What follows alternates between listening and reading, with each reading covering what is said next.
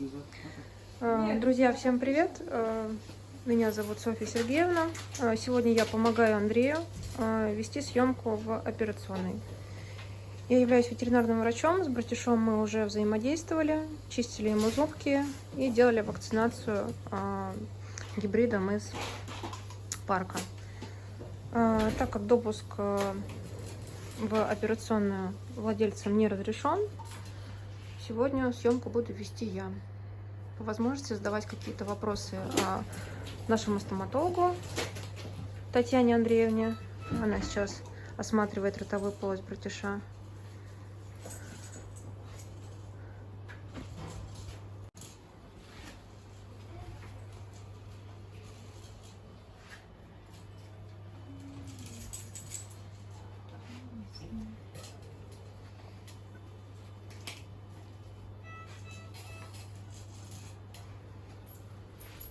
Братиш заинтубирован и находится на газовом наркозе.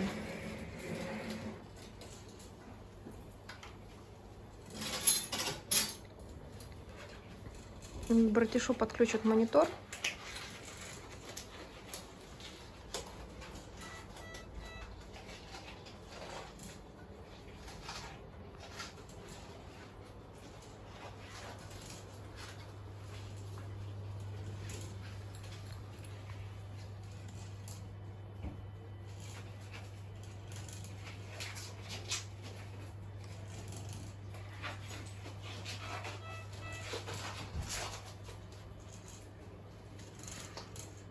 Показатели монитора.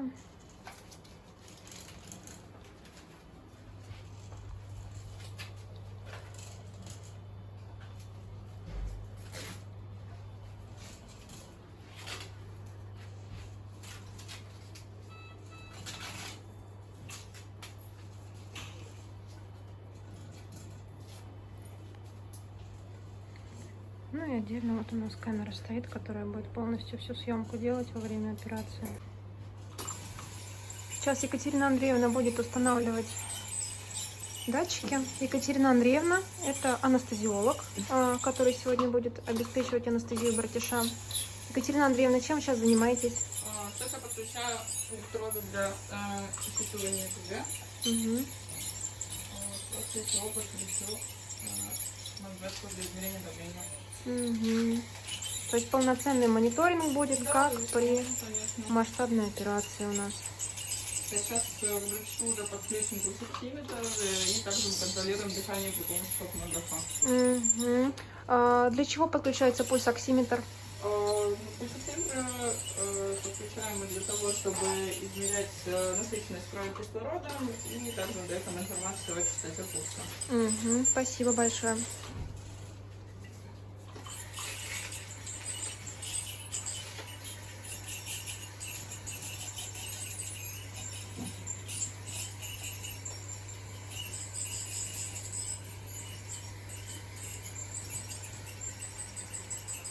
Пока происходит подготовка, хотелось бы вас еще познакомить с нашим сегодняшним ассистентом, который помогал с братишом, потому что братиш, он не так, как собака, реагировал на анестезию, и требовалась дополнительная сила.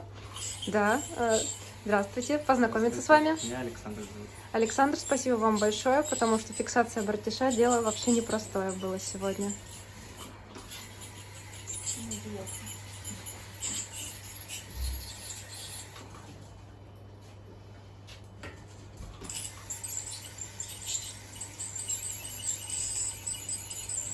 Угу. Братиша укрывают, чтобы он не терял тепло во время анестезии.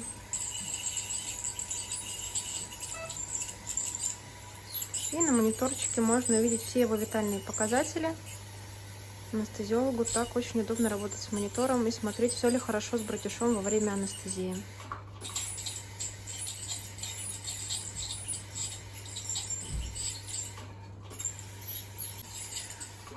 Татьяна Андреевна сейчас снимает зубные отложения, которые успели накопиться в небольшом количестве для оценки ротовой полости. Скажите, пожалуйста, как вы оцениваете ротовую полость братиша? Удовлетворительно.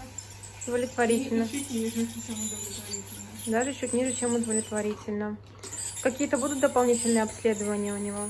Обследований нет, но есть шанс того, что его пищевое поведение не изменится. То есть у него может быть чувствительность зубов, из-за этого он будет медленнее кушать, чем его сородичи. И, собственно, вот этот дискомфорт и гиперчувствительность зубов с этим связано с тем, что описывает владелец по пищевому поведению. То есть там до среднего возраста, до старшего возраста это может никак не измениться. Чувствительность зубов. Это какие-то индивидуальные особенности, скорее всего, или... Нет, это, в общем, диагноз, который есть сейчас в данном случае у этого товарища, это гипоплазия эмали. То есть можно даже заснять, я снимаю, да, чтобы... да, то есть в каком состоянии выглядят зубы, да, то есть мы видим более или менее относительно здоровый клык, да, то есть у него есть некоторые проблемы на эмали, но они не такие очевидные, как, допустим, у сформированного неправильного данного зуба. Это может относиться к несовершенному амилогенезу и к гипоплазии эмали, то есть зуб развивается не так, как ему положено. На это могут влиять много факторов, начиная от вирусных инфекций, которые сопровождались высокой температурой.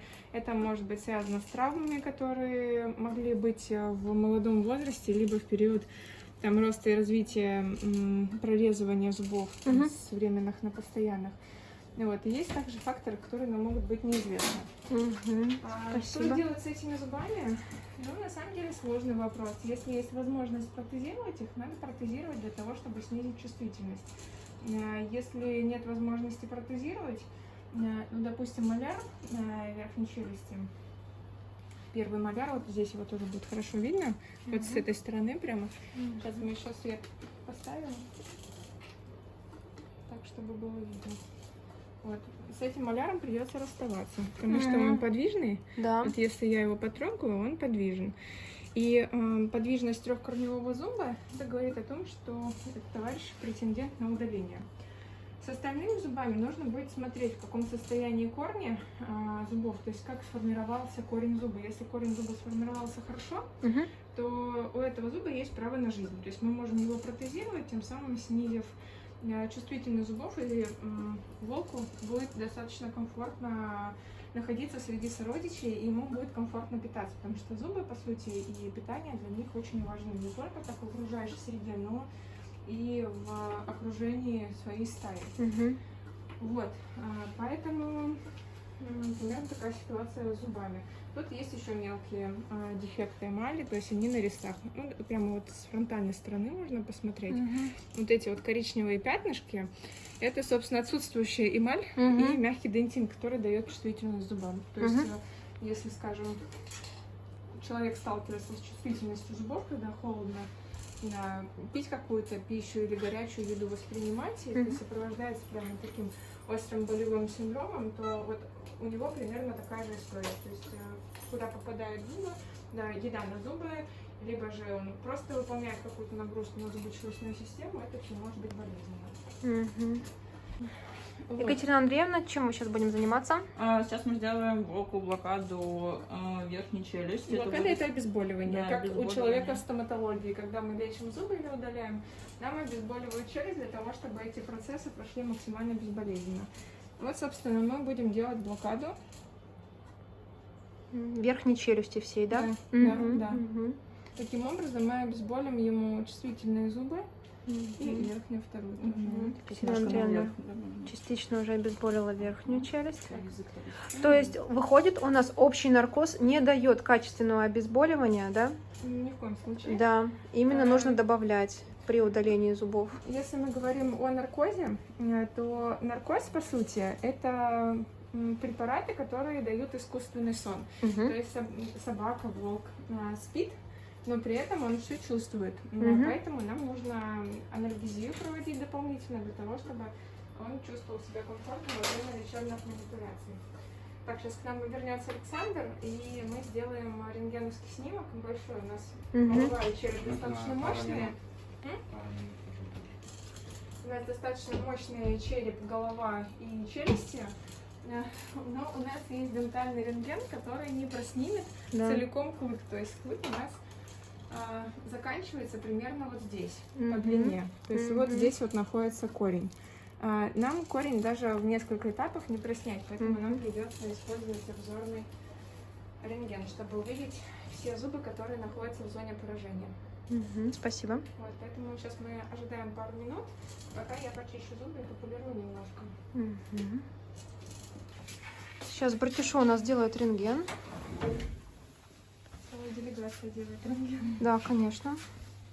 Чтобы его донести до сюда, да, потребовалась делегация. Все-таки не маленький пациент. Давай. Сейчас сделали снимочек по команде.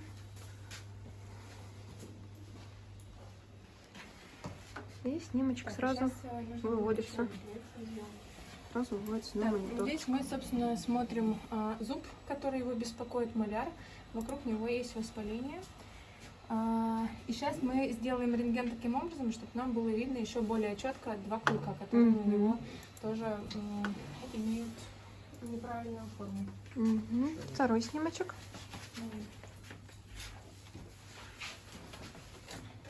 Дай жопку туда немножко. Стой. Да. Так. Давай. Вот необходимая фиксация. Да, Расположение. Специальная проекция для того, чтобы зубы не накладывались друг на друга, и мы могли видеть четко, визуально наши корни. Здесь мы можем видеть, что они изменены. У больных клыков, да, которые визуально да, некрасивые. они неправильно сформированы, но в общем и целом они не воспалены, поэтому мы можем их не трогать, но при этом по-хорошему их протезировать. То есть оба клыка надо протезировать, и, к сожалению, это будет отдельное посещение. Понятно. Потому что это не быстрая манипуляция. То есть два верхних клыка мы можем сохранить, но с помощью протезирования. А маляр вот прямо здесь вокруг корня есть четкая такая большая черная полость, которая, в общем-то, дает воспаление. И здесь черная полость. То есть корень должен облегаться косточкой, а здесь есть воспалительный процесс. Это, безусловно, причиняло боль пациенту, да? Несем обратно.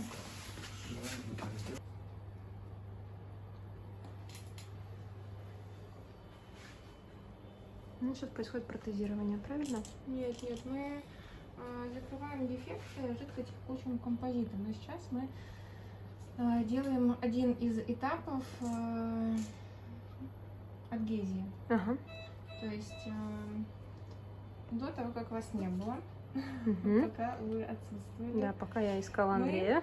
Да, мы протравили эмаль. Вот это вот синенькая, это протравка. Погоди, пока не свети. Это протравка. Протравка, что есть? Это ортофосфорная кислота 37%, которая дает возможность убрать медицинские термины смазанный слой. Сейчас будет слишком светло в камеру, я думаю, что лучше убрать, потому что зрение портится, лучше на этот цвет не смотреть. Она убирает смазанный слой дентина, убирает органику, которая лишняя. То есть создает шероховатую поверхность и убирает все ненужные компоненты на зубах. Следующим этапом, то есть мы смываем протравку и наносим адгезив. Адгезив, ну, по сути, это клей, который будет сцеплять зуб с пломбировочным материалом. Здесь у нас задача какая? То есть мы попытаемся закрыть дефект эмали, но, скорее всего, с учетом активного образа жизни животного и с учетом больших нагрузок на зубочелюстную систему, могут быть дефекты пломбы. Почему? Потому что зуб хрупкий, площадь поверхности, на которой прилегает пломба, она достаточно тонкая, плоская, и в общем и целом будет создавать, ну, в любом случае будут создаваться микротрещины и все остальное. Но такие зубы перестают чувствовать, когда животное становится возрастным, то есть ширина притворной камеры становится уже, вырабатывается защитный дентин, который не дает возможности проникать, так сказать, и создавать чувствительность зубов. Вот, но для этого должно пройти время.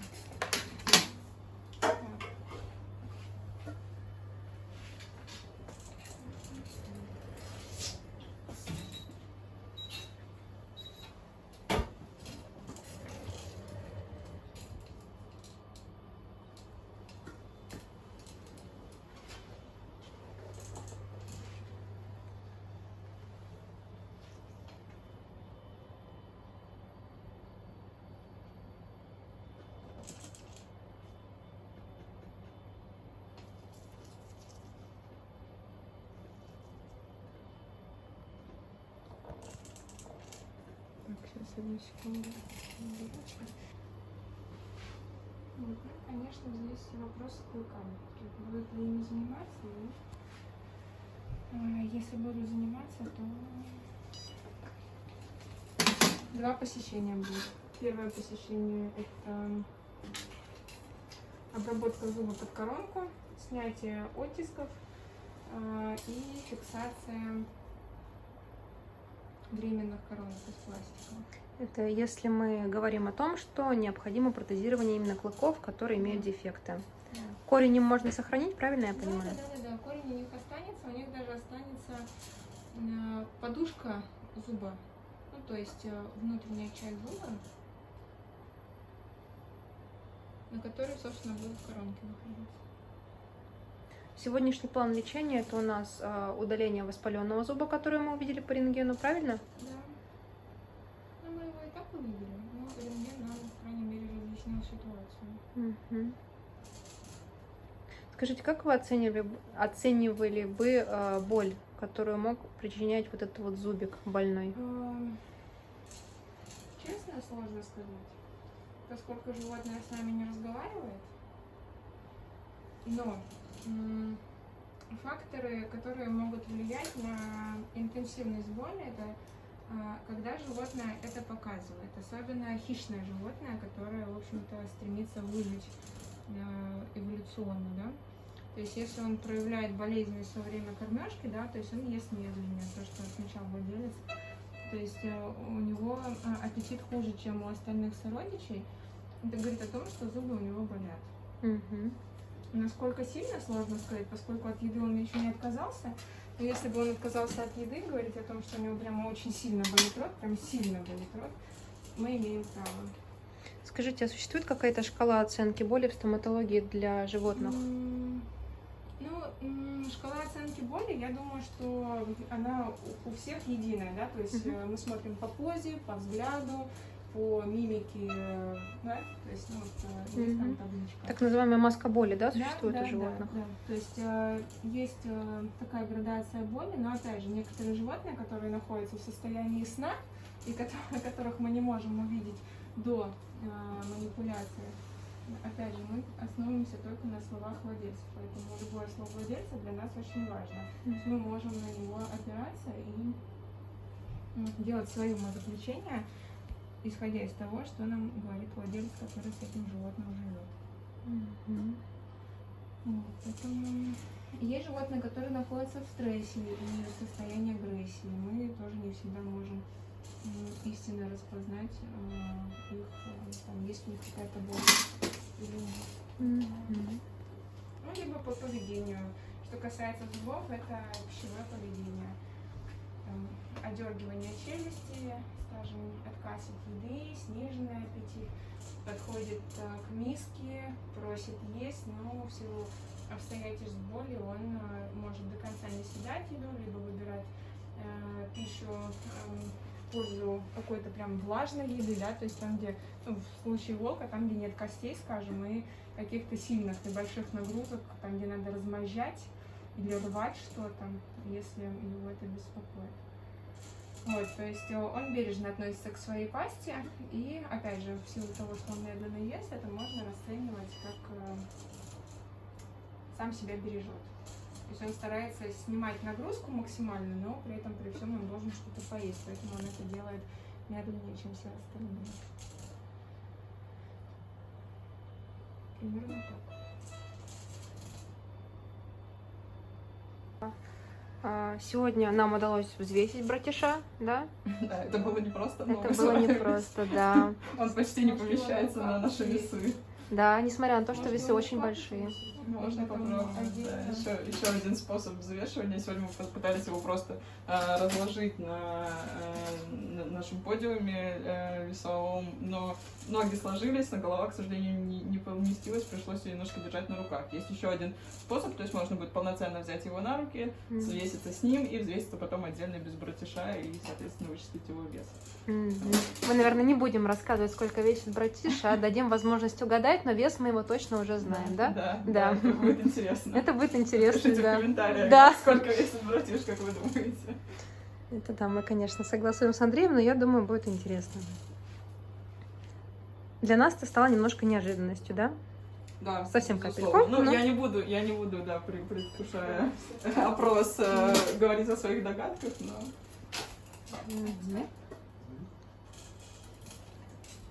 К вопросу о седации до взвешивания. Мгм. Какие тут могут быть риски и как все-таки рассчитать седативные препараты, которые мы делали инъекционно внутримышечно до постановки катетера? Мгм. Какие тут могли быть риски и на что следовало бы обратить внимание? Ну, вот смотрите, у нас здесь основной момент заключается в том, что в ветеринарии дозировки для животных, они достаточно сильно разнятся. То есть у нас всегда есть некая подушка безопасности, да, то есть мы, например, да, там примерно представляли, что волк у нас может весить, да, там в районе там 45-50 килограмм. Но несмотря на это, да, там дозировка, например, седативного препарата Реланиум составляет от 0,2 мг на килограмм до 0,4 мг на килограмм. Соответственно, если мы берем какую-то усредненную дозировку, то мы и не превышаем максимальную, и не делаем так, чтобы это был какой-то минимум. Да? То есть, ну, в принципе, она плавающая, это достаточно удобно, можно лавировать. С учетом того, что у нас молодой здоровый волк, он достаточно хорошо перенес то, что мы даже немного пренебрегли весом его, да, Точным весом. точным весом, да, того, которого мы не знали наверняка до того, как вводили препараты. Вот, потому что, ну, естественно, животное дикое, и взвесить его до седации не представляется возможно. Спасибо большое. Пойдем к братишу. Перевернуться. Ага, сейчас мы будем переворачивать братиша на сторону, где у него больной зубик. Сейчас братиша мы перевернули на другую сторону, где у него именно больной зубик. Можно этот зубик даже посмотреть. Можно Да, поближе давайте прям посмотрим. посмотреть. Видите, корни очень сильно оголены. Да, Есть мы- большой пародонтальный карман, и вот это он подвижность. аж шатается зубик, и при Да, да, да. дотрагивании начинает десна кровить, правильно? Мгм.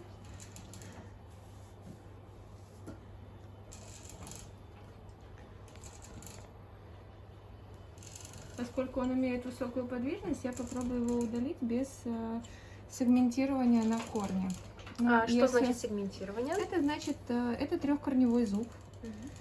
Это значит, что если нам не удается его удалить целиком, ну, просто методом, так сказать, люксация, вывихивания зуба, Мгм, мгм.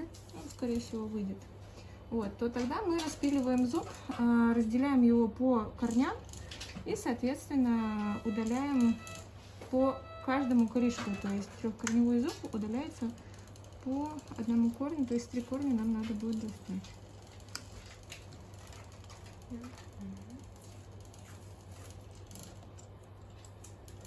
Сейчас я достану еще один зубок.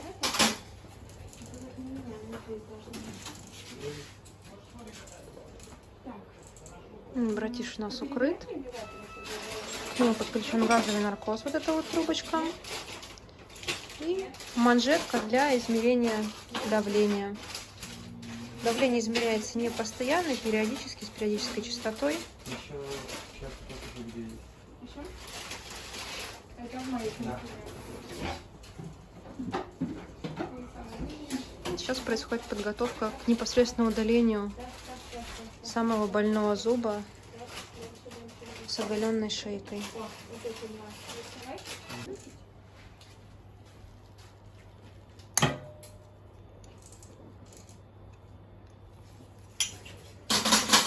Конечно, в полевых условиях такие манипуляции с таким наркозным обеспечением были бы невозможны.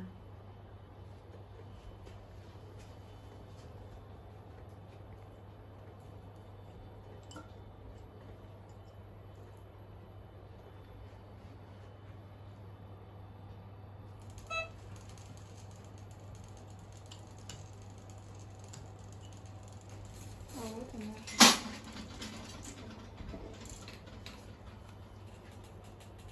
Можно на него посмотреть. Угу. Вот такие 3 корня у него. Да, 3 корешка имеются.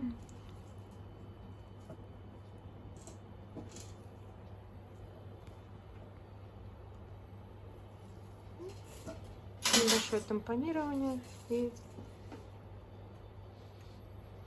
кровотечение, я правильно понимаю, незначительное у него. Ну, мы сейчас оттуда еще будем вычищать грануляционную ткань. Угу. Это ткань, которая образуется при воспалении. Мы сейчас ее вычистим, и по правилам там должен сформироваться хороший сгусток кровяной, который, в общем-то, даст почву для заживления. Вот и все. Угу. Зашивать мы здесь точно ничего не будем. У Волка есть все ресурсы, чтобы эта лунка зажила сама. Поэтому никаких сложных пластик и техник делать не надо.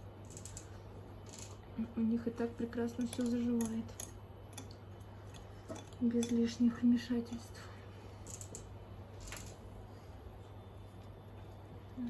Еще раз посмотрим на зубик. Ну, явно нездоровый зубик. Даже корешки, да, я так понимаю, не целые. Особенно видно вот этот вот третий корешок. Так, ну, в принципе, все. Мы сейчас почистим оставшиеся зубы. Немножко закроем герметиком вот эти зубки. Даже, наверное, может быть, не будем их трогать. Мы, кстати говоря. Так тоже очень неплохо выглядит с этой стороны. Так.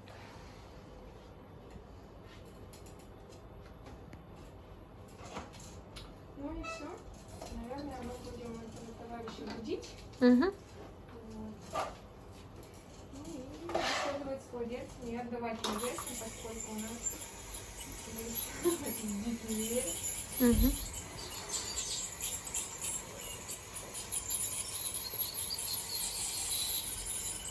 Вот такая у нас стоматологическая стоечка. Здесь есть все необходимое для подобных вмешательств. Бормашина, скалер. Ну и самое главное, анестезиолог с монитором.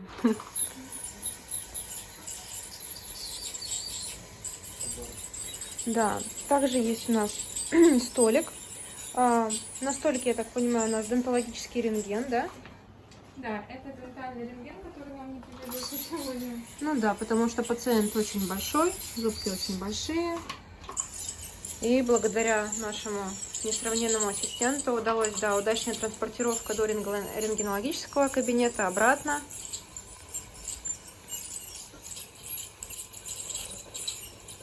То есть братишу сегодня помогала целая бригада. Ну и он сам, собственно, справился со своей задачей уснуть и лежать хорошо на наркозе. Он хорошо не лежит? Да. Анестезиолог отметил, что ему нравится, как братиш лежит в наркозе. Это немаловажно.